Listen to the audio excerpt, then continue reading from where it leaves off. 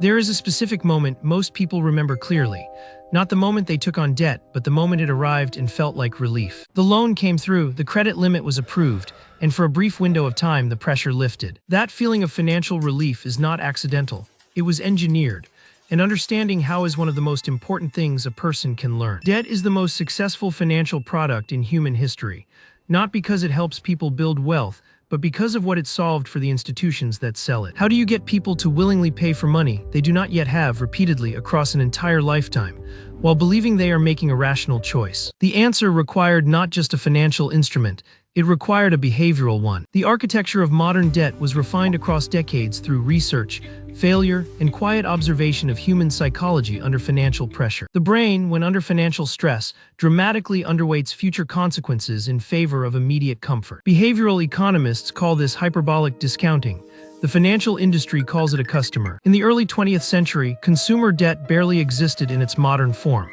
The installment plan, introduced widely in the 1920s, changed everything. For the first time, people could acquire goods by committing future income they had not yet earned.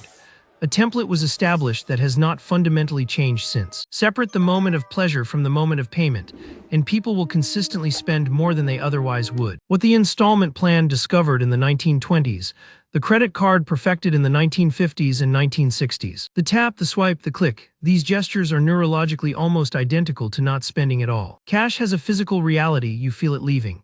A card produces no such signal. Research shows people spend significantly more when paying by card for identical purchases. This is not irrational behavior. It is the entirely predictable output of removing a sensory signal the brain relies on to track financial reality. What followed over the next several decades was a systematic study of exactly how much debt a person could carry before the weight became visible to them. How to keep that threshold as invisible as possible for as long as possible. Minimum payments were the key innovation.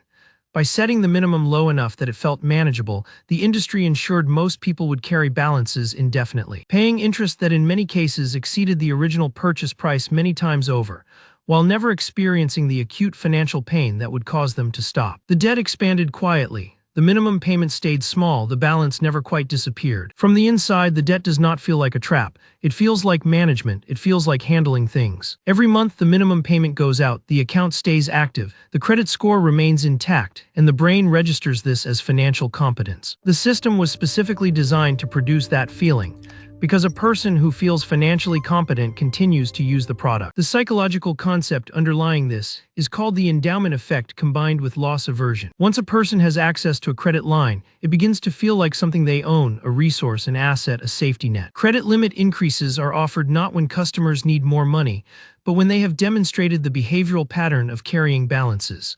The reward for managed debt is more debt, packaged as a privilege. Buy now, pay later platforms emerged to apply the same psychological template to a generation skeptical of traditional credit cards. Research found that buy now, pay later users consistently underestimated their total outstanding payment obligations by significant margins, not because they were careless, because the system was designed to make the full picture difficult to assemble. The full picture was difficult to assemble by design. The relief was real, the breathing easier was real. The sense of problems temporarily solved was real. All of it was the intended output of a system that needed those feelings to exist in order to function. There is a profound difference between using debt as a tool you understand and living inside a debt architecture you cannot see. There are circumstances where credit serves a genuine function: emergencies, investments that produce returns exceeding borrowing costs, strategic tools used with full awareness. Most people who carry consumer debt across their lifetimes are not making repeated financial mistakes. They are operating exactly as the system intended them to operate. The exit from that pattern begins with a single shift, not in behavior but in perception. The debt was not a failure of discipline. It was a successful product doing exactly what it was designed to do. And once you can see the design, you can begin to make decisions that are actually yours. The moment the relief stops feeling like rescue and starts feeling like architecture is the moment the system loses the only thing it ever actually needed from you: your belief that it was helping.